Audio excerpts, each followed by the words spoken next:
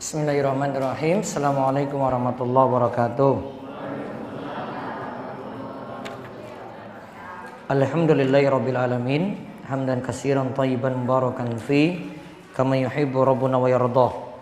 Wa asyhadu an la ilaha illallah wahdahu la syarikalah wa asyhadu anna Muhammadan abduhu wa rasuluh. Allahumma shalli ala nabiyyina wa sayyidina Muhammad wa ala alihi wa man tabi'ahum bi ihsan ila yaumiddin. Allahumma inna nas'aluka ilman nafi'a wa rizqan thayyiba wa amalan mutaqabbala. Puji syukur kita panjatkan pada Allah. Selawat lan salam semoga tercurah pada Nabi besar, Nabi agung kita Muhammad sallallahu alaihi wasallam. Baik, para jamaah sekalian yang semoga senantiasa dirahmati oleh Allah, pada kesempatan sore ini kita mendapatkan nikmat Allah untuk duduk bareng sejenak thalabul ilmi. Mudah-mudahan majelis ini membawa berkah bagi kita sekalian dan mendapatkan limpahan ilmu yang bermanfaat. Tema kita adalah meraih ridha Allah. Saya susun dalam buku kecil, tapi lupa saya bawa. Maksudnya untuk bagikan pada bapak ibu-ibu. Nanti kesempatan berikutnya insya Allah. Buku ini saya beri judul Meraih Ridha Allah, bukan ridha manusia. Ada 4 poin pembahasan yang dibahas dalam buku kecil ini. Bukunya kecil aja. Bukunya kecil. Meraih ridha Allah, bukan ridha manusia. Di sini saya sebut 4 poin. Yang pertama, cari ridha Allah dengan ikhlas.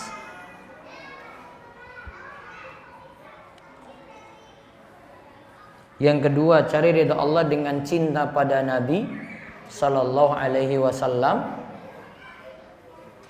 Yang ketiga, cari ridha Allah lewat ridha orang tua. Yang keempat, cari ridha Allah dengan thalabul ilmi. Coba diulang Bapak Ibu. Pertama apa tadi? Cari ridha Allah dengan ikhlas. Yang kedua, cari ridha Allah dengan cinta Nabi sallallahu alaihi wasallam.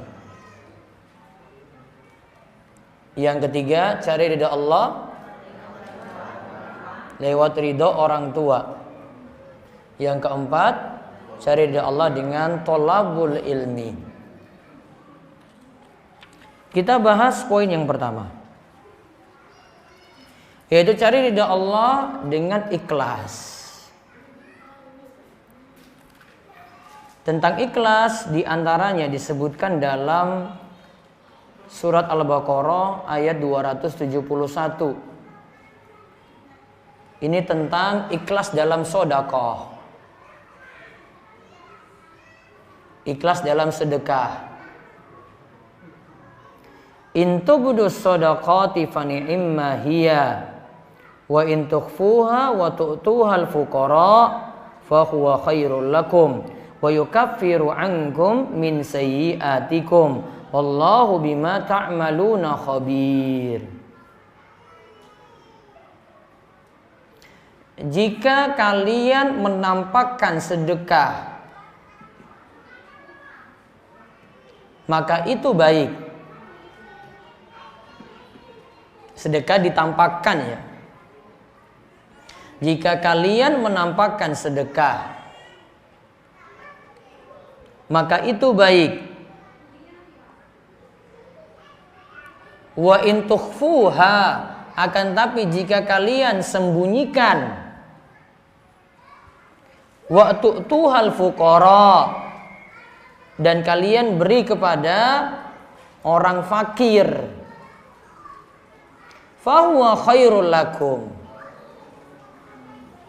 itu lebih baik bagi kalian. Kalau dikatakan lebih baik, berarti lebih baik dari yang pertama. Yang pertama tadi apa? Sedekahnya ditampakkan. Maka lebih baik dari yang pertama jika kalian lakukan sembunyi-sembunyi atau ya diam-diam. Fa huwa khairul lakum, itu baik bagi kalian. Wa yukaffiru ankum min sayyi'atikum, dan Allah itu menghapuskan dari kalian sayyi'atikum, kesalahan-kesalahan kalian.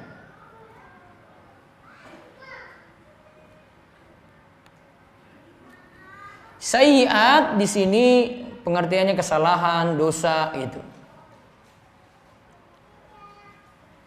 Dalam kaidah usul, sayyi'at ini maknanya umum. Sayyi'at bentuknya jamak, diidhofahkan pada kata kum yang merupakan dhamir. Sesuai kaidah usul, jika ada kata seperti ini, apalagi kaidah sayyi'at ini untuk suatu kata yang menunjukkan jenis, maka mencakup semua dosa. Maka dosa-dosa kalian yang ada akan diampuni. Lalu ditutup, wallahu bima ta'maluna khabir. Allah itu khabir, maha mengetahui apa saja yang kalian lakukan. Amal baik yang dilakukan Allah ketahui, sedekah yang ditampakkan Allah ketahui, sedekah yang sembunyi-sembunyi Allah ketahui, maksiat yang dilakukan Allah juga tahu. Nah, sekarang kita fokus pada sedekah. Berarti sedekah ada dua macam, Bapak Ibu sekalian. Yang pertama yang disebutkan dalam awal ayat disebut sedekah yang ditampakkan.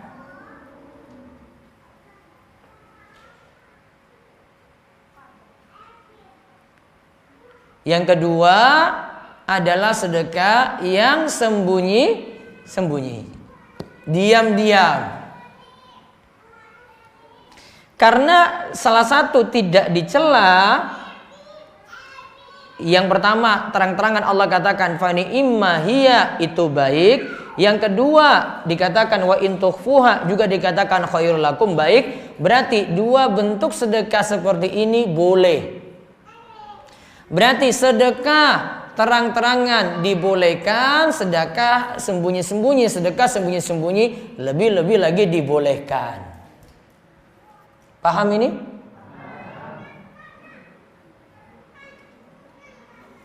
Namun poin pentingnya adalah karena ayat ini ditutup dengan mengatakan wallahu bima ta'maluna khabir, Allah itu mengetahui apa yang kalian kerjakan, berarti niat kita Allah itu tahu. Ada niatnya ikhlas, Allah itu tahu. Ada niatnya itu riya, Allah juga tahu. Kalau sembunyi-sembunyi, dia lebih jaga keikhlasan. Kalau sembunyi-sembunyi, dia lebih jaga keikhlasannya. Kalau terang-terangan, nah perlu dikoreksi juga niatnya. Karena kalau terang-terangan dia mesti mengolah niat dengan baik. Poin pentingnya di sini Bapak Ibu sekalian, inilah yang dimaksud ibadah itu butuh ikhlas.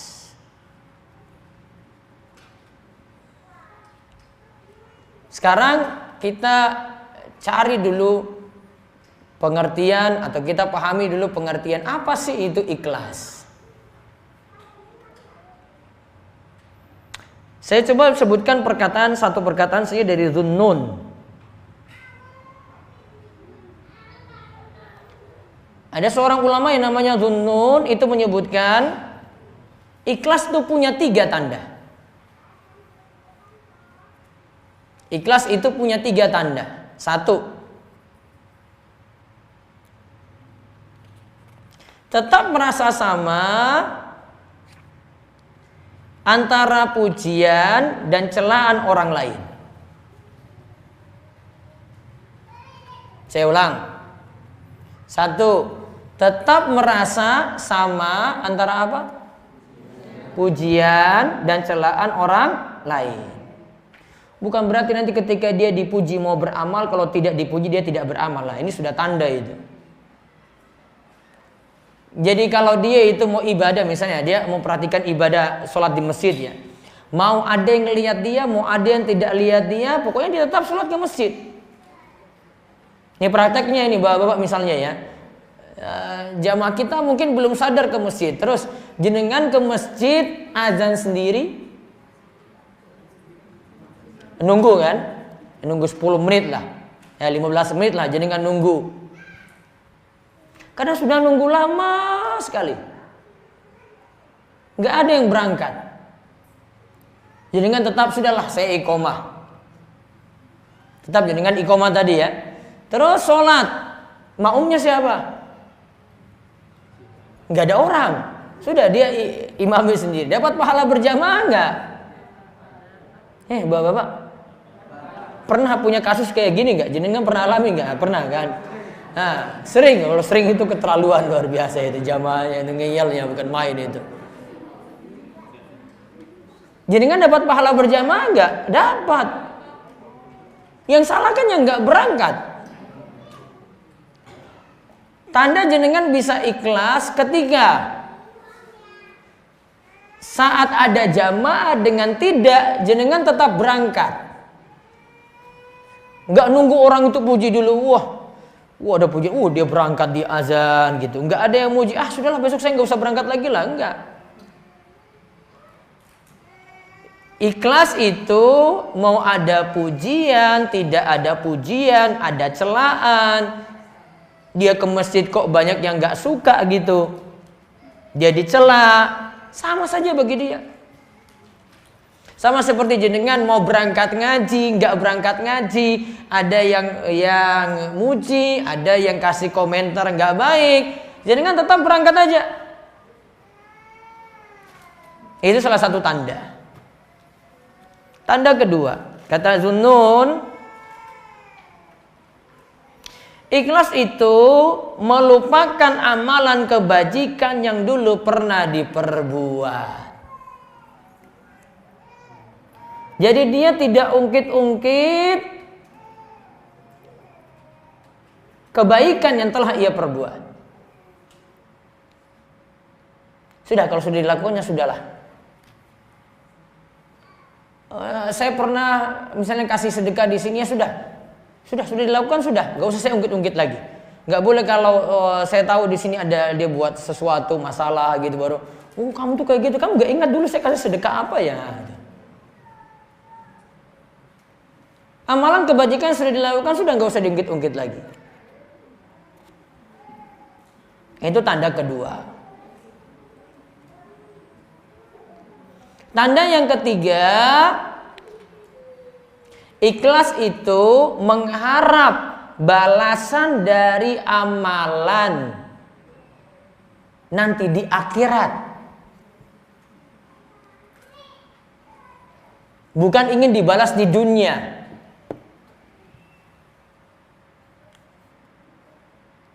Seandainya tidak dapat di dunia ini, dia harap-harap ya dia sudah beramal gitu.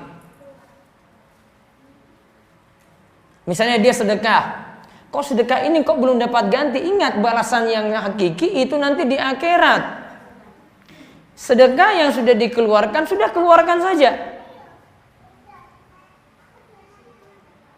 Dia sedekah 50.000, mau diganti, saat itu juga Allah ganti, nanti besok diganti 50.000 lagi, ya sudah alhamdulillah. Kalau tidak diganti sudah jadi simpanan di akhirat.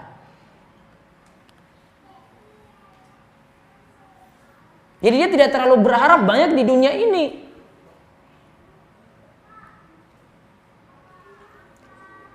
Kalau tanda amalan itu dia ingin harap di dunia, dia beramal satu ibadah tertentu, dia pingin ibadah ini segera dibalas di dunia juga. Dan kadang kita itu minta untuk dibalas di dunia, pada dunia dengan kebaikan di akhirat itu tidak ada apa-apanya. Mau kasih contoh, sekarang apa? Zaman lawas. Sekarang aja ya. Ini kan sekarang zamannya medsos gitu ya. Orang mau pamer-pamer apa saja ya tempatnya di situ gitu. Orang mau selfie apa saja tempatnya di situ. Ya kadang kita lihat tuh sakit hati, nggak bisa gitu. Namun ada orang yang ketika dia itu posting sesuatu, dia motivasi orang lain untuk beramal seperti dia, tapi dia beramal cuma untuk cari dunia saja. Seperti maaf, contoh. Kalau ada yang baca suatu zikir tertentu atau saya kasih contoh saya, sholawat tertentu dengan keyakinan saya baca sholawat ini dan saya tujukan pada suatu benda, maka nanti saya akan dapat benda tersebut.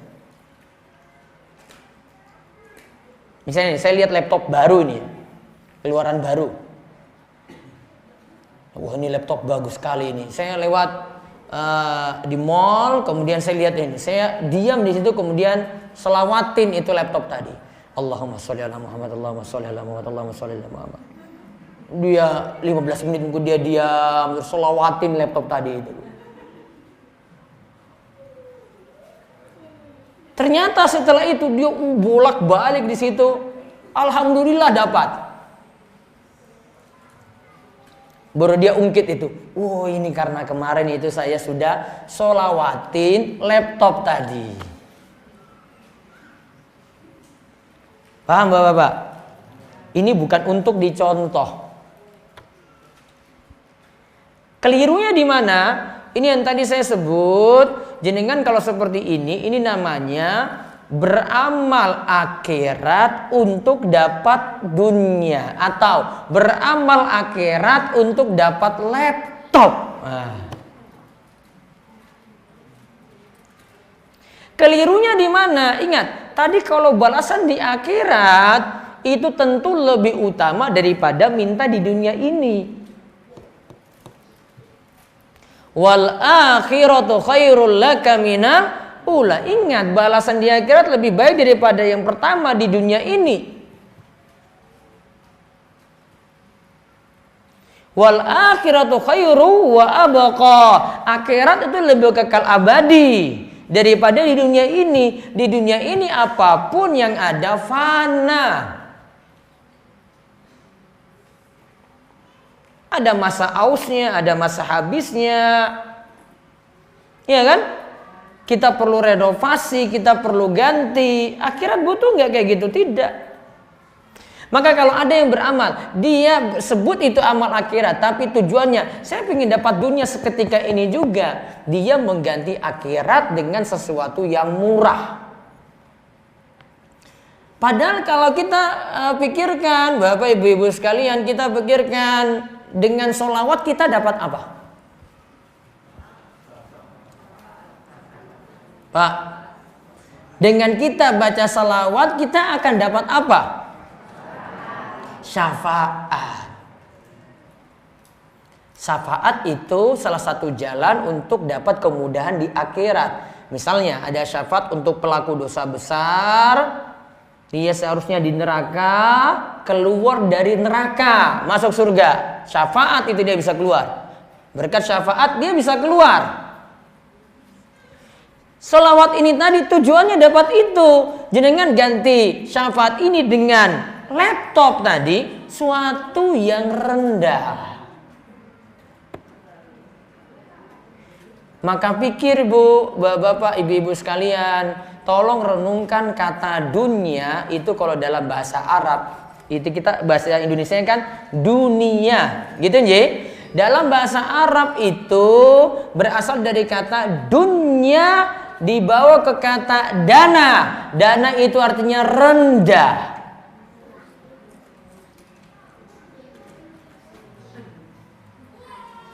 Ya.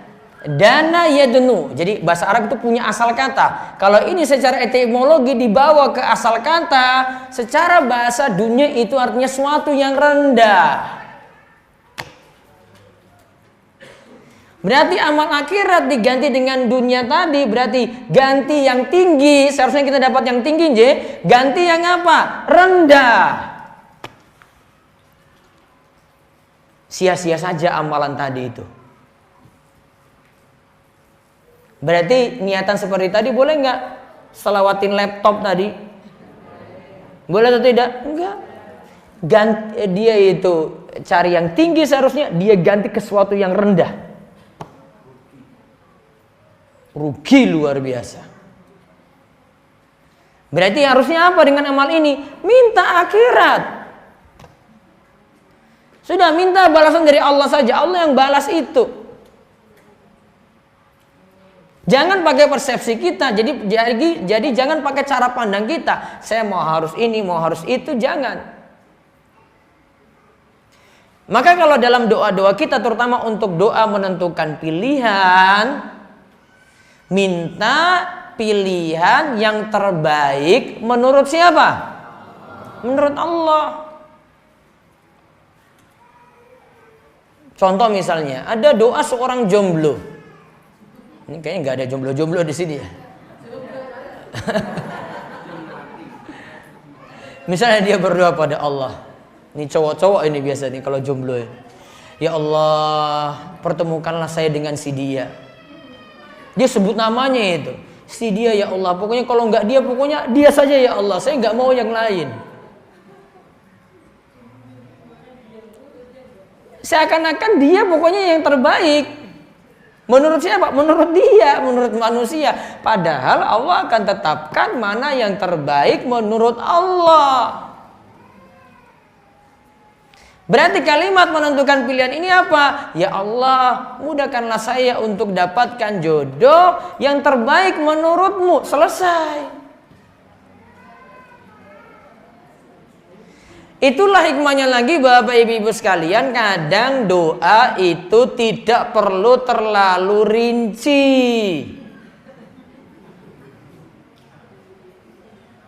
Bapak kalau minta motor, jenengan rinci motornya mboten?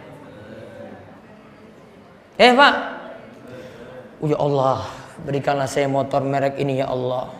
Pokoknya warna ireng ya Allah, itu warna favoritku ya Allah. Kalau iso ya Allah, rasa hutang ya Allah, pokoknya cash ya Allah. Kalau bisa saya dapat di Wonosari ini ya Allah, gak usah jauh-jauh ke Jogja ya Allah. Sudah tentukan merek tadi. Warna apa tadi? Ireng, hitam. Cash lagi, padahal nggak ada duit dia. Banyak mimpi. Ya, mintanya di Gunung Kidul. Siapa tahu dia itu nonton di TV, itu belum masuk Gunung Kidul. Apa yang terjadi ketika kita berdoa seperti itu terus Allah ganti motornya, nggak dikasih hitam, dikasih warna putih? Apa yang terjadi? Kecewa banget. Ya Allah, masa kayak begini ya Allah?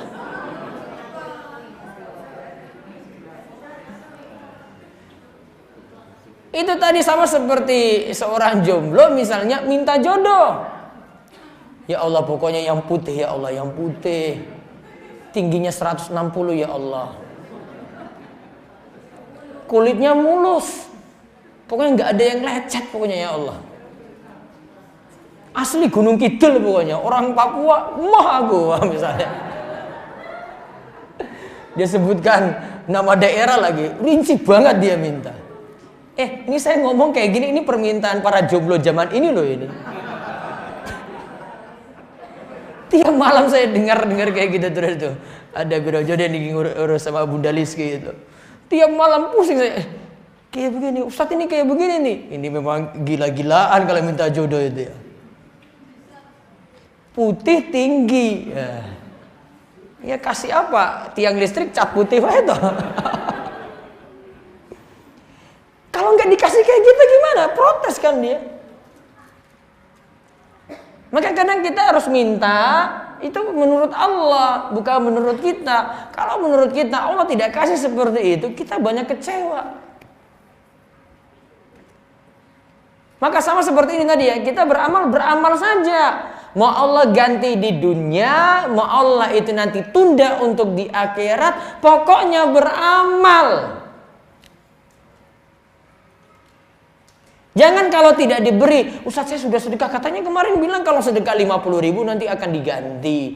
Kok saya tunggu-tunggu 50.000 juga nggak datang, uangku ini juga habis terus, entek terus, nih gimana? Itu namanya masih harap dunia. Kalau gitu kita mau sedekah gimana? Sedekah saja, sudah keluarin saja terus. Mau dapat ganti, mau tidak, pokoknya itu urusan nanti Allah yang ganti. Kadang tidak diganti dengan wujud. 50.000 ganti 50.000, enggak diganti dengan wujud. Namun diganti dengan apa? Allah ganti ini, tapi dengan cara lain. Anaknya sekolahnya dimudahkan.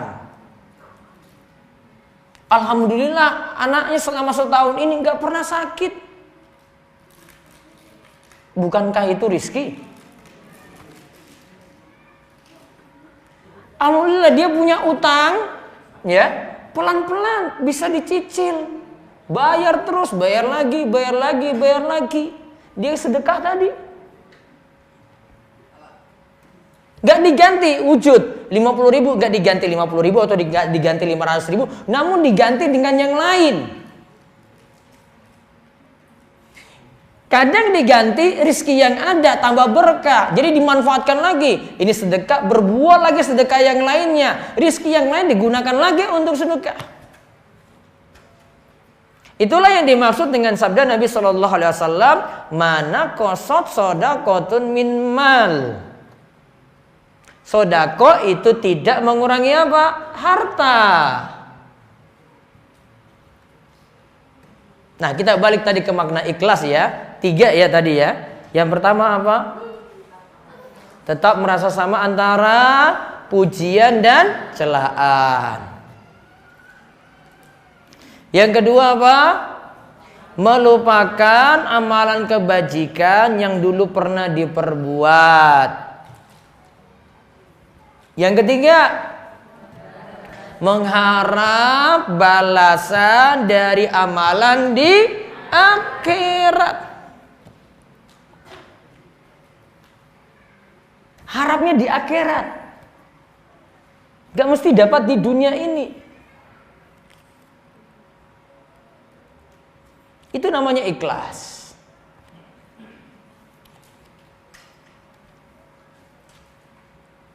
Dan ikhlas butuh dilatih. Kadang ketika kita awal beramal, ingin orang muji dulu. Seperti para ulama itu katakan, kami ketika tholabul ilmi, ketika kami awal-awal belajar, awalnya kami ingin dapat pujian, kami tidak ikhlas. Dengan berangsur-angsur kami itu belajar, akhirnya ilmu ini menuntun kami untuk memperbaiki niat. Niatnya jadi berubah gara-gara dia ngaji.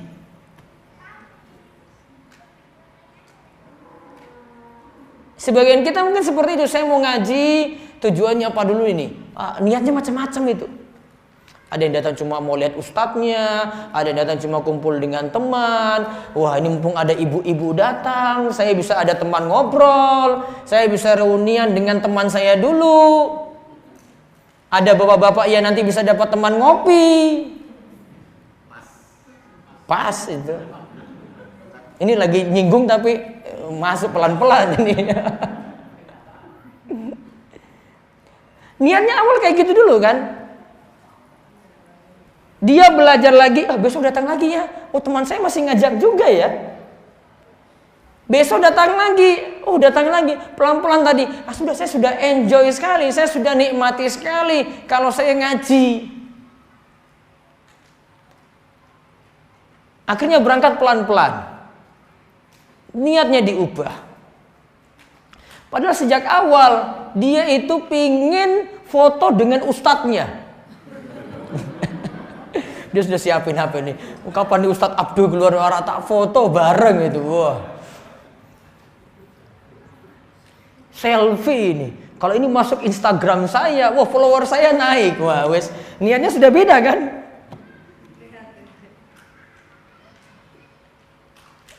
Niatnya niat lain dulu. Kayak gini, biarin aja dulu, biarin. Besok diajak lagi. Kan sudah dapat foto itu kan? Nah sudah, besok dia berangkat, wes mangkat meneh. Wah, berangkat lagi. Tertarik dia belajar. Ada orang belajar cuma gara-gara ada suami ini ya. Ini cerita nyata ini bapak-bapak. Jenengan ngajinya yang telat, istri duluan misalnya. Istri berangkat, dia minta suaminya nganter. Suaminya belas gak pernah ngaji. Kan gak mungkin datang nganter sini terus duduk di luar nunggu motor gitu kan, gak mungkin kan? Iya toh Pak? Orang mungkin. Ya mungkin juga sih, ada gorengan di situ, ada warung, misalnya makan di situ. Akhirnya dia ikut ngaji, duduk bareng gitu kan. Dengar, walaupun mungkin dia cuma duduk di teras sana itu, ya di tangga situ nggak masuk, ya. Terus ada nasihat, nyinggung lagi, kena lagi, nyinggung lagi, kena lagi. Akhirnya dia pulang cerita sama istrinya, Dek, tadi itu masya Allah, oh kayak begitu ya ngajinya ya. Oh besok saya berangkat lagi deh. Akhirnya berangkat. Siapa yang ngaji duluan tadi? Istri. Masya Allah. Istri duluan berangkat. Pelan-pelan. Maka kalau ada yang baru ngaji, jenengan jangan terlalu mengecilkan orang. Misalnya dari sisi penampilan masih kayak gitu, wah dia masuk. Jangan langsung pandang sinis dia. Wah orang ini kok nggak kayak begini pakaiannya, kok nggak kayak kita ya. Orang itu ada tahapan. Awalnya niatnya beda. Besok niatnya bisa berubah. Kan semuanya tuh step by step, punya waktu. Kadang kita sudah ngaji juga sekarang bagus, belum tentu di rumah juga jadi bagus, berubah karena keadaan. Gitu nggak ibu-ibu? Di rumah itu seakan-akan berada di taman surga, wah tenang banget. Namun ketika di rumah, di masjid ya, di masjid, di taman-taman surga, wah dengar ilmu, dengar ayat, dengar hadis, dengar kata ulama. Namun ketika di rumah ambiar semuanya. Semua suami itu ngomong ini, anak lagi ngomong ini, sudah. Saya sudah nggak semangat lagi. Ini keadaannya sama seperti dulu ada sahabat Huzaifah, bahkan sampai Abu Bakar keadaannya kayak gitu. Huzaifah itu katakan pada Abu Bakar, nafaqo Hanzalah. Hanzalah ini katakan kepada Abu Bakar, Abu Bakar, yang namanya Hanzalah, yaitu saya ini Hanzalah, itu sudah jadi orang munafik. Dia ngomong sendiri, saya sudah munafik. Abu Bakar bilang, kok kamu bilang kamu itu munafik sendiri, kenapa? Saya kalau di samping Rasulullah SAW, duduk di majelisnya, lagi dengar ayat-ayat yang Rasulullah SAW sampaikan, insya Allah saya seakan-akan berada di taman-taman surga. Tenang hidup saya. Namun ketika saya balik lagi ke rumah, keadaannya berubah. Abu Bakar bilang, saya juga sama. Akhirnya dua orang ini lapor pada Nabi SAW. Rasulullah, keadaan kami ini ketika di hadapan engkau duduk di majelismu, kami tenang sekali. Namun ketika kami balik ke rumah, keadaan kami semua jadi berubah. Maka ketika itu dikatakan oleh Nabi SAW, sa'atun sa'atun. Kalau mau berubah, berubahlah pelan-pelan. Sesaat demi sesaat, gak bisa drastis. Maka kalau harap orang berubah juga gak bisa berubah dari malam ini, butuh waktu. Mau keluarga juga sama. Baik, azan terlebih dahulu.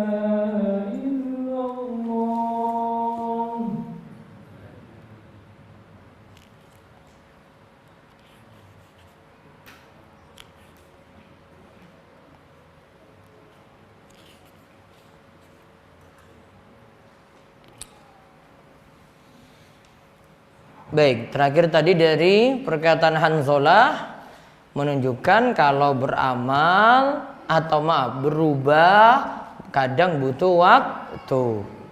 Maka kalau mengharapkan yang lainnya berubah juga demikian, butuh adanya waktu. Kadang diri kita sendiri butuh waktu, maka keluarga ingin berubah juga demikian, butuh adanya waktu. Wallahu a'lam bishawab. Baru pembahasan sampai pengertian ikhlas. Selanjutnya jika ada yang ingin bertanya dipersilahkan. Monggo.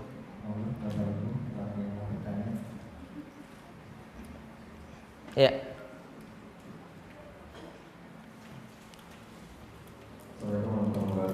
Waalaikumsalam warahmatullahi wabarakatuh. Tadi disampaikan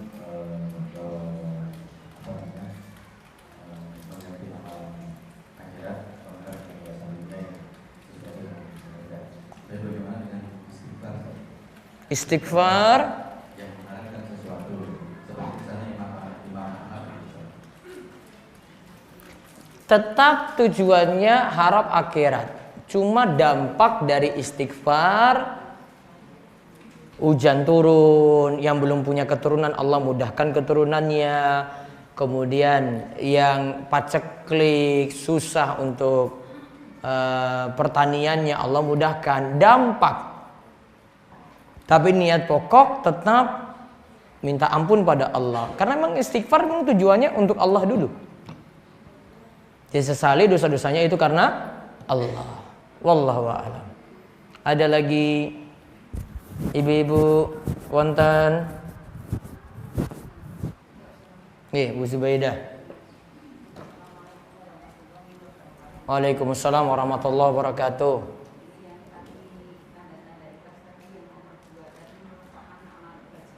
Melupakan amalan kebajikan yang pernah dilakukan, ya.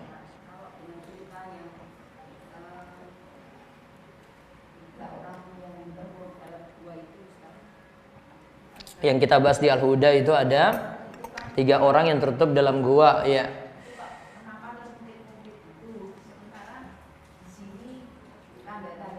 Ya. Kalau yang 3 orang yang tertutup dalam gua, dia ungkit hanya di hadapan Allah. Dia tidak pamer di hadapan manusia. Kisah itu termuat dalam hadis karena Nabi tahu kisah itu. Tapi dari sisi amalan dia lagi menyebutkan amalannya di hadapan Allah karena berdoa kan dia. Ya Allah, jika amal ini adalah amal yang ikhlas karenamu, mudahkanlah kami lepas dari tertutupnya goa ini. Gitu kan? Jadi dia lagi sebut di hadapan Allah. Kalau yang dimaksudkan tadi, dia masih ungkit-ungkit lagi amalannya di hadapan manusia. Itu nggak boleh. Jadi simpan rapat-rapat. Misalnya kita mau sedekah ya, sedekah. Asalnya sudah sembunyi-sembunyi, sudah. Kalau sudah sembunyi-sembunyi, diam-diam. Jangan kalau misalnya ada pengumuman di masjid disebutkan yang berinfak itu si A, si B, si C. Nah, terus hamba Allah 1 juta rupiah. Terus dia bilang sama temannya, yang hamba Allah itu saya ini gitu. Sudah bagus tadi kan, diam-diam dia tulis juga apa? Hamba Allah, tapi masih sebut itu saya. Ya ngapain kamu sebut-sebut? Sudah, kalau sudah nyumbang sudah cukup. Gak usah ungkit-ungkit lagi gitu. Sudah disembunyikan, sudah sembunyikan itu rapat-rapat. Kebiasaan kita misalnya sholat malam, bangun jam 3, terus sholat malam ketika itu. Bahkan bangunkan anak sholat malam. Sudah, itu jadi amalan kita dengan Allah saja yang tahu. Nggak usah jenengan foto sajadah, terus jadikan story di Instagram. Pukul 3.00 AM, stos di post. Orang komentarnya apa? Hah? Orang komentarnya, soleh banget dia. Ya, soleh sekaligus ria gitu. Enggak perlu. Ada yang bisa sembunyikan itu rapat-rapat. Namun kalau ada yang harus terang-terangan, lakukan terang-terangan. Berarti amal kita bagi jadi 2. Ada yang sifatnya kita harus terang-terangan lakukan. Ngaji kan kayak gini kan orang tahu kan, si ini ngaji, si itu ngaji kan, terang-terangan namanya. Ada yang butuh sembunyi-sembunyi, lakukan itu sembunyi-sembunyi lebih baik.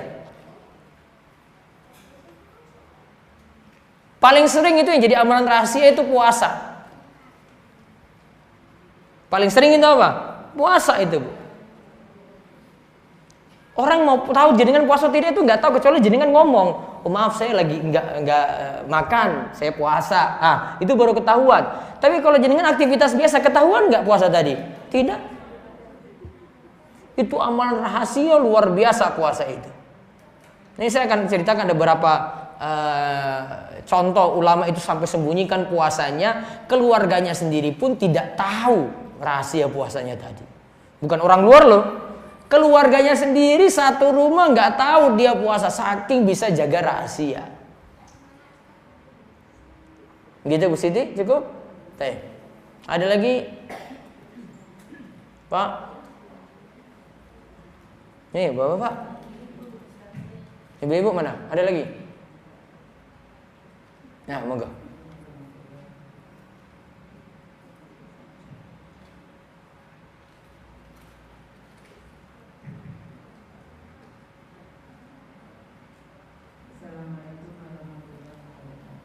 Waalaikumsalam warahmatullahi wabarakatuh.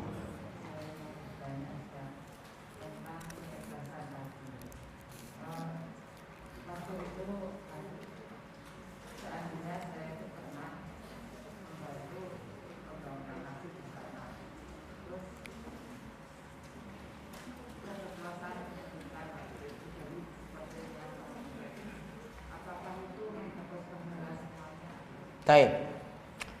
Kadang orang terang-terangan juga atau dia pernah menyebut, kita juga harus husnuzon. Jangan langsung hukumi dia itu riya gitu, nggak boleh. Kadang orang itu terang-terangan karena memang faktor macam-macam ya. Saat ini bisa untuk pelaporan, saat ini bisa untuk motivasi yang lain gitu, bisa. Kalau ada sebab-sebab tertentu boleh. Tidak menghilangkan pahala tadi. Kalau ada sebab tidak masalah. Iya.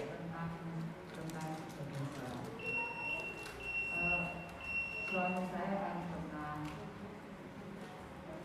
pernah halangan dalam hati. Terus ternyata kena saraf belakangnya, saraf otak belakang. Akhirnya dia itu kadang-kadang lupa. Terus kadang-kadang itu sholatnya itu sebelum waktu sholat dia sudah menjalankan sholat. Terus kadang-kadang dia itu sudah di masjid, nanti kan tertidur lagi, akhirnya mengulangi sholat tidur lagi seperti itu. Terus kalau sholat dia sudah dilakukan, melakukan sholat lagi itu gimana? Sekarang ketika melakukan sholat masih bisa nggak mengingat? Iya, tapi nanti kan ketiduran. Terus dia itu lagi-lagi itu sepertinya lupa belum sholat, terus sholat. Padahal sudah sholat. Ya berarti ingatkan lagi. Tadi sudah sholat, nggak perlu sholat lagi. Sholat yang tadi sah. Ya sudah dibiarin aja kalau dia sudah sholat, nanti diingatkan lagi. Iya bisa. Iya. Dia ulangi sholat kedua dianggap sunnah, tidak wajib.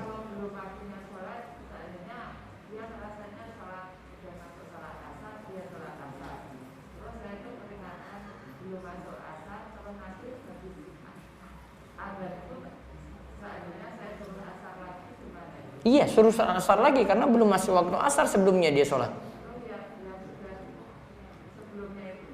Nggak sah karena belum masuk waktu asar. Nggih.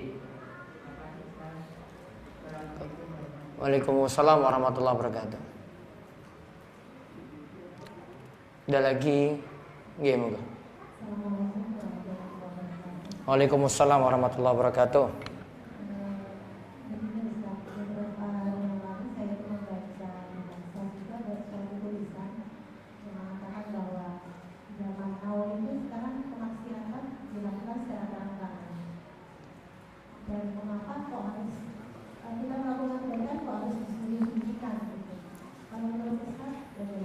Kaidahnya nggak tepat. Kalau maksiat terang-terangan, salah yang berbuat maksiat. Bukan berarti kalau ada yang lakukan maksiat terang-terangan berarti jadi boleh, bukan.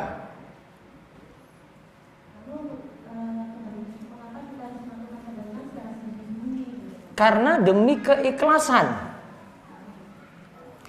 Kalau maksiat dilakukan terang-terangan malah dosanya lebih parah. Karena asalnya misalnya dia maksiat, dia selingkuh ya. Allah sudah tutup tadi malam. Terus pagi-pagi dia pamer-pamer maksiat tadi gitu. Tahu nggak semalam saya selingkuh dengan siapa?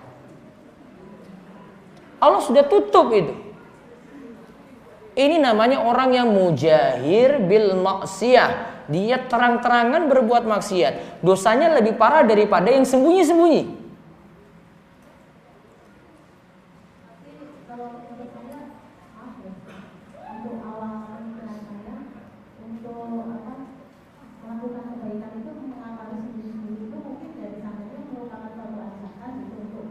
Bisa, kalau untuk mengajak boleh.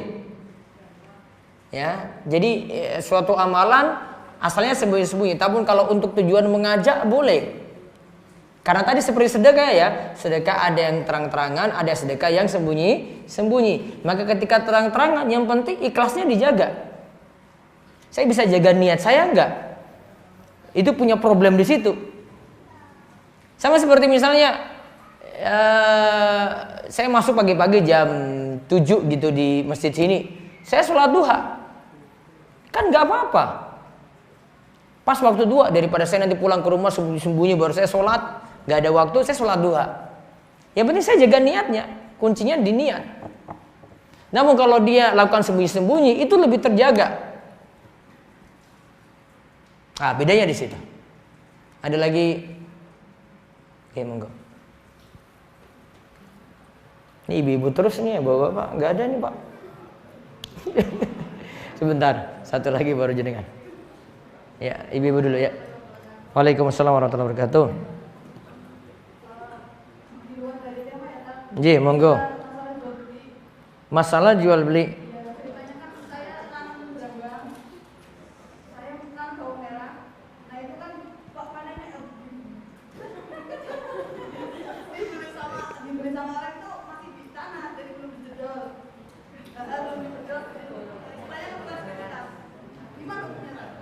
Goror, nggak jelas. Beli bawang merah itu nggak jelas karena bawang merahnya nggak ketahuan. Sama seperti beli telur, telur itu dibeli nggak jelas juga, goror. Namun kebutuhan. Apa beli telur harus dipecahin dulu baru tahu isinya baru jual? Pak, ada kayak gitu? Enggak. Kan nggak tahu, gorornya dimaafkan.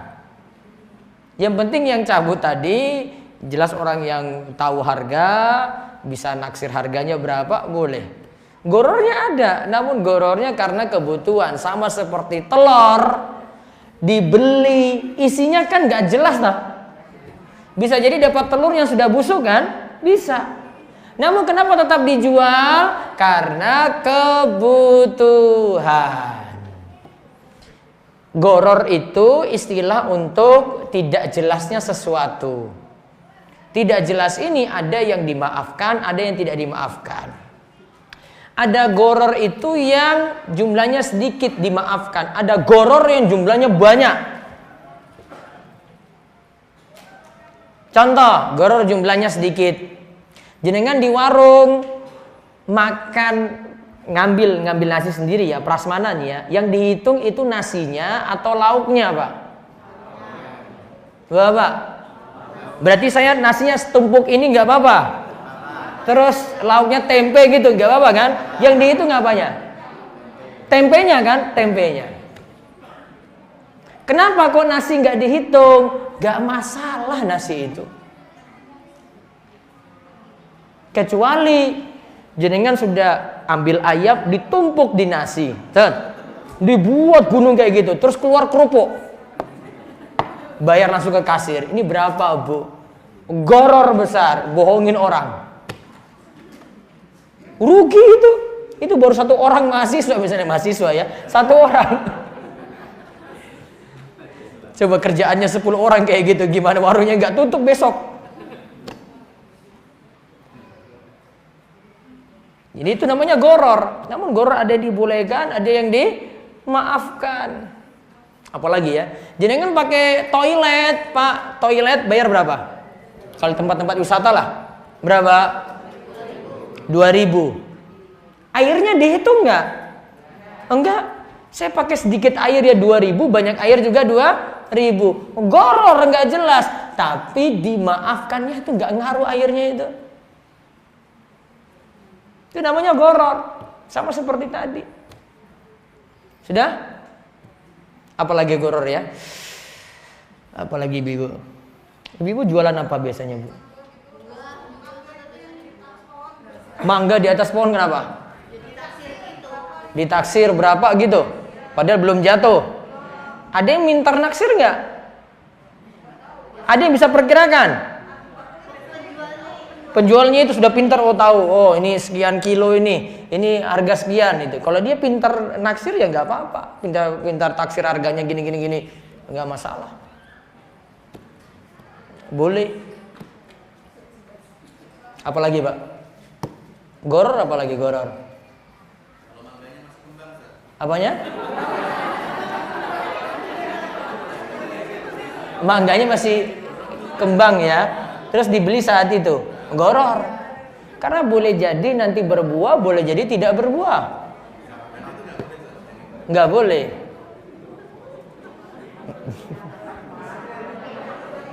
Ya, sudah tahu Bu? Cukup? Cukup situ ya? Nah. Monggo Pak. Terima kasih. Kami bertanya Ustaz tentang niat dan seruan dakwah. Ada kawan yang tiap jam 3 itu mengirim postingan untuk studi tahajud misalnya. Padahal ini beri konsulus untuk mereka yang belum bangun bisa bangun, sambil kemudian memberikan beberapa materi kajian yang software. Bagaimana Ustaz? Husnuzon saja, mudah-mudahan memang niatannya tulus bangunin orang tahajud. Ya gitu aja. Daripada seuzon dengan dia. Jadi nanti malah Bapak nasihati, "Bu, kamu jangan pamer amalmu toh." Malah nanti masalah, husnuzon aja dengan dia. Terus monggo Mbak. Assalamualaikum warahmatullahi wabarakatuh. Waalaikumsalam warahmatullahi wabarakatuh. Ini saya mau bertanya